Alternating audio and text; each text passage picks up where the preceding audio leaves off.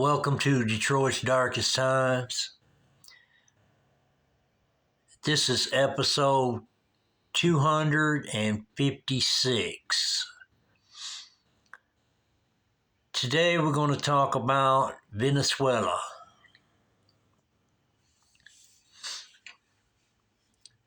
It's a hot topic on the news right now. What's your thought on the kidnapping of the Venezuelan president and his wife? Put it in the comments what you think about the situation.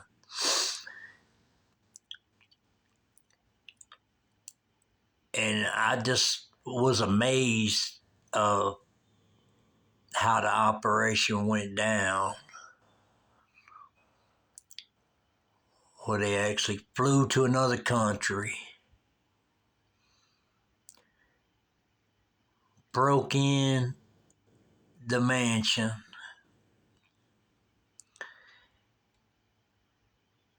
and kidnapped the president and his wife of Venezuela.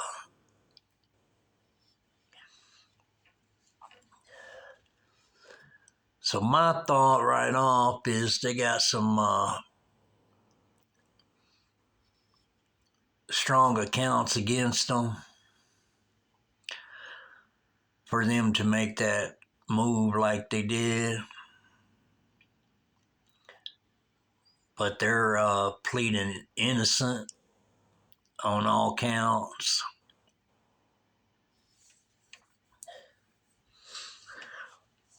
We would just like to know your thoughts on the situation. And if you think it was a good move or a bad move, just put it in the comments.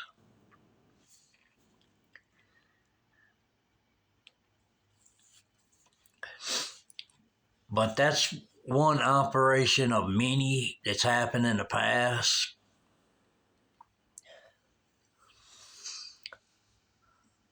So,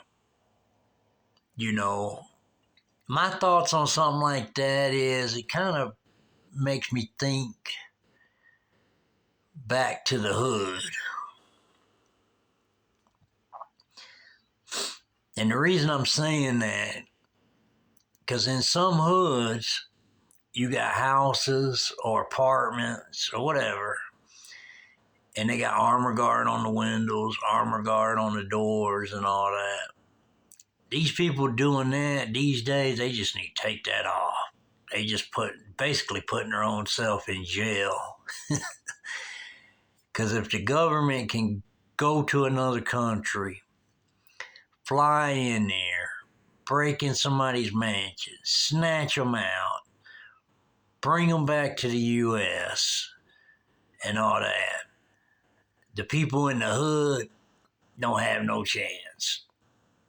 So there's no need for armor guard on your windows and doors at this time, in this day and age. Because I have seen videos where the government would actually target some of these individuals. And, they just run a tank, you might as well say, inside the house, or they'll hook to the armor guard on the window or the door and just jerk it off. So really, people who's doing that is just wasting their money putting that stuff up. And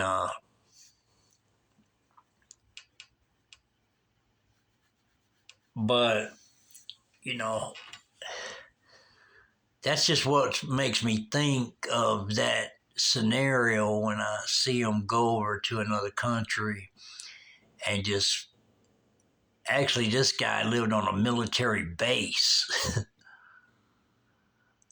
and was able to go in, break in his mansion, snatch him and his wife out, take them out, bring them back to the U.S. and stuff like that.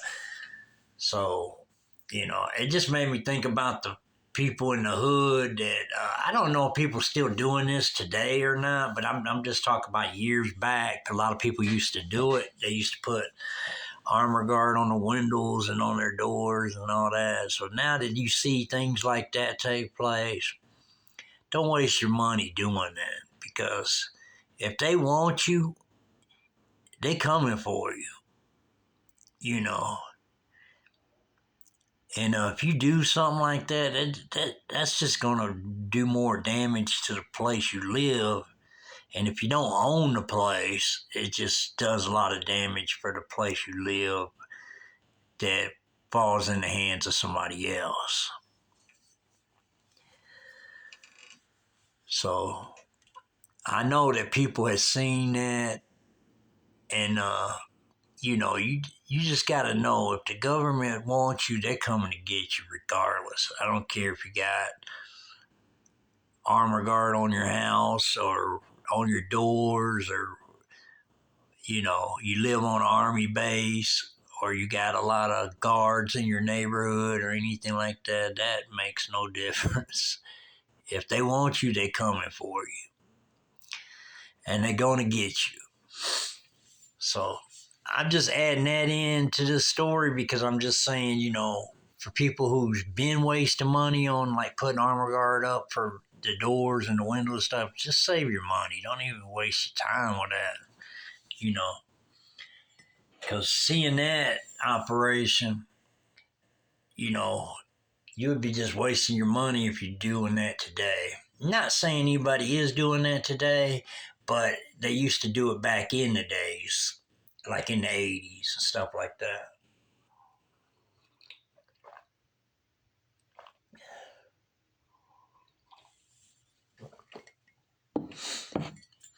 But that just reminded me, of the things I've seen back in the days, in Detroit. And now that I've seen several operations of the government going after people in different countries. I experienced Saddam takedown. I experienced the Bin Laden takedown. Now I experienced Venezuela takedown. So that's three countries that I'm familiar with, that I experienced, in the takedown. So I just wanted to throw that out there for people that's in the hood, that's, wasting their money putting armor guard on their house and on their doors and stuff. And for you to do that is not only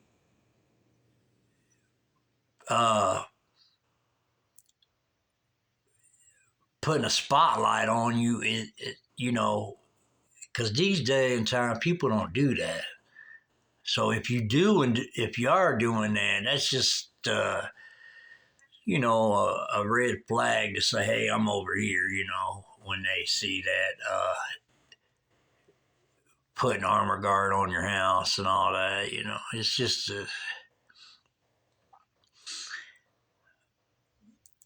just don't waste your money doing that in this day and time. I don't know if anybody is doing that in this day and time, but if you are, don't waste your money, because if they coming for you, they coming for you. You know what I mean? So that being said, I'm interested in the outcome of this Venezuelan president and his wife. What's going to actually happen? And I do want to throw this out to the officials that maybe not have thought about it, but this is just my theory. I know over the years they've been trying to cut back on cut this fentanyl thing out because it's killing a lot of people and stuff like that. And this is just my thought. If I was in position to make deals and stuff like that. Here's what my approach would be with the fentanyl problem. I'd go see El Chapo, have a long discussion with him. Then I would tell him that if I release you and let you go back to your country, would you be able to stop the fentanyl flow into the U.S.? And if you're able to guarantee you can get that done, I would release you back to your country.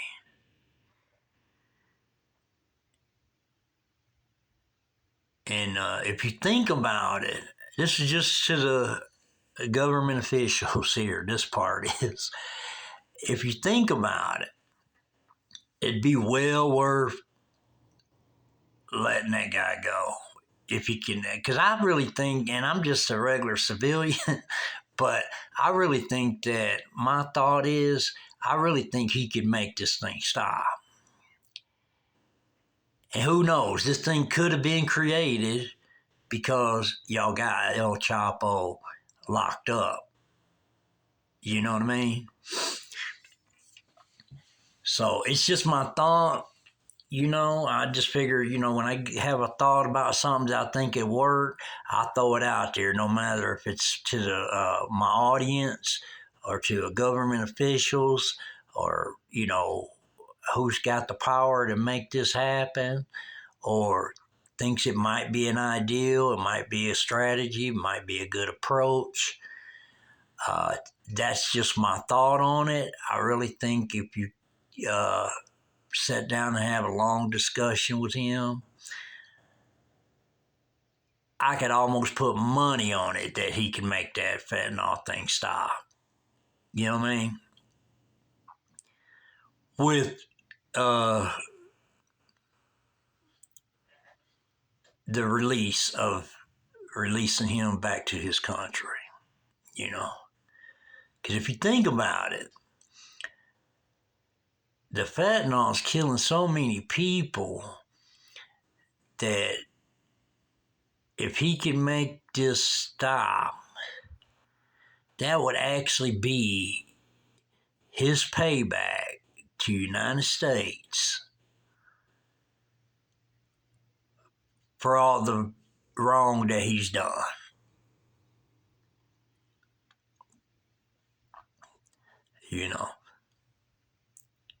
And I could be,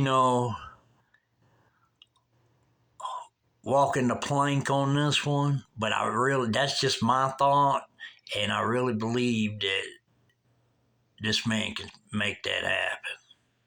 You know what I mean? So anytime I got a thought that's going to make a difference in America to the good, I always put it out there.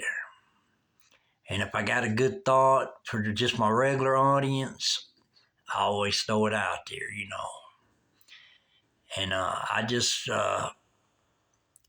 felt like I needed to mention this so if the right person hears this, because maybe they haven't even thought about it. You know what I mean? That's my thought on it. They might not even have thought about that would be a strategy to make the fentanyl problem go away.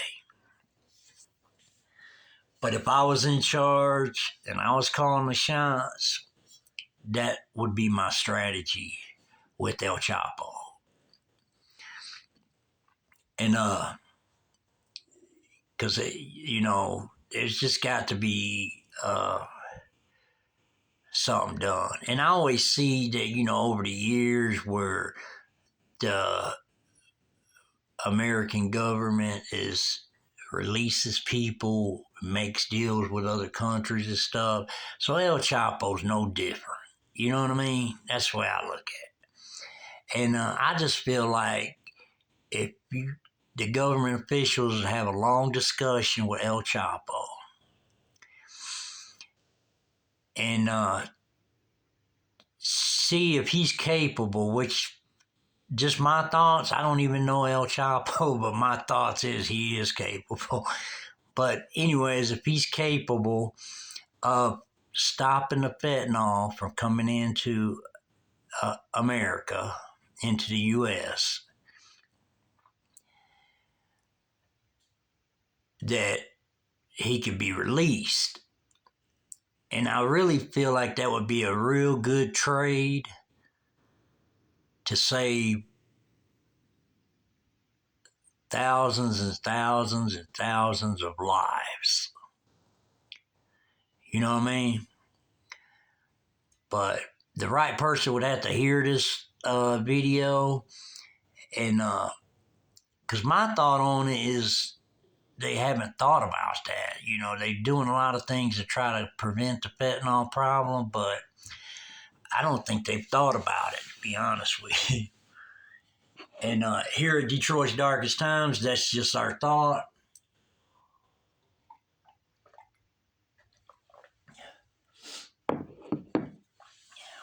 Which very suddenly, you know, things can be done like that. But I really just feel like it's a good trade off. If you could do that, make a deal with him, he could. And if he falls back on his promise, if he promises something and you release him and he falls back on him, the problem that he's got to face is we coming back to get him. You know what I mean? So that way he can't just say, yeah, I can take care of it if you really can't take care of it. But you could give him time, give him a little time to get it together. And I really feel like he can make this happen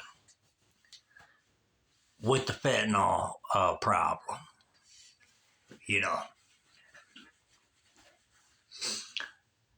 But because the fentanyl thing is killing people left and right, so it has to be, that would be one deal worth making in my eyes. You know what I mean? But that's just to the people who's got the power to make deals like that. And, you know, because I really believe that the time he's been locked away has opened his eyes to, you know, no matter what I do, they can't come and pick me up, you know. So it'd be a different ball game for one. And like, you know, everybody's wanting to get the fentanyl problem took care of. That's one approach that Detroit's Darkest Times thinks that would work.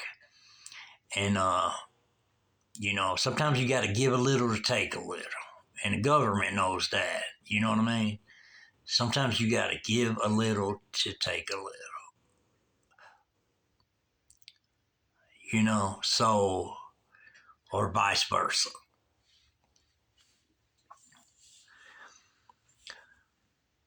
So now we're just going to wait this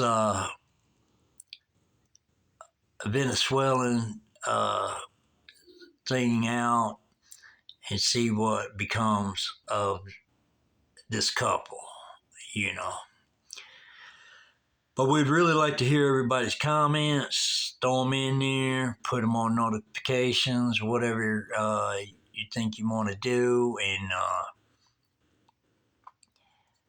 you know, if you want to support this channel, the Cash App is money sign FC313. The PayPal is DDT313. If you want to support this channel, ride with us, back us, grow with us, you know. And also, if you're not a subscriber, please subscribe. Hit the like and the notification bell. We just try to keep it real on this channel. We give our, you know, our honest thoughts. And anything to help America, we down with it, you know, and we ride with the American people. So, and everyone that's in America for that matter, you know what I mean? We just ride for America, period. So we riding for everybody.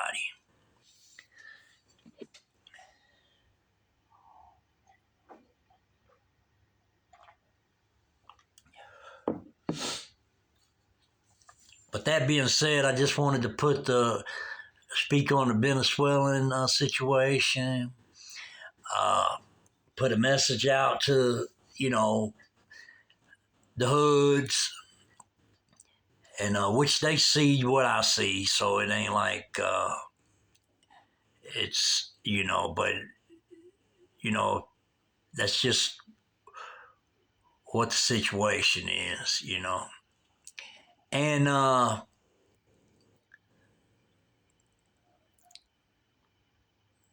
also,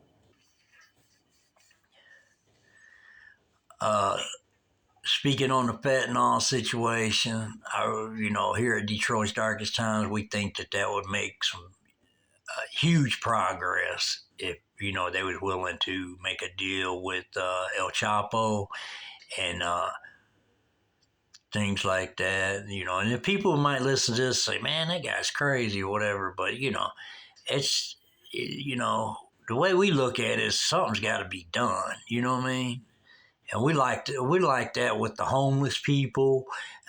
You know, anything that we see that needs to be done that we think that maybe the officials are not thinking about. You know, we like to throw it out there, and then maybe somebody will grasp to it and say, "Hey, this guy's got an idea that, you know, could make a difference." Because we always try to make a difference at Detroit's Darkest Times. That's what we're about. Positivity, honesty, keeping people together, letting people know that treat people the way you want to be treated,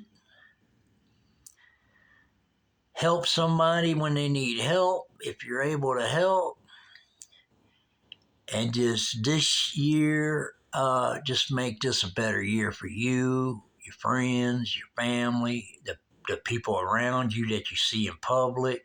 Just make it a good year, you know, and we can all do it. We just all do our part. You know what I mean?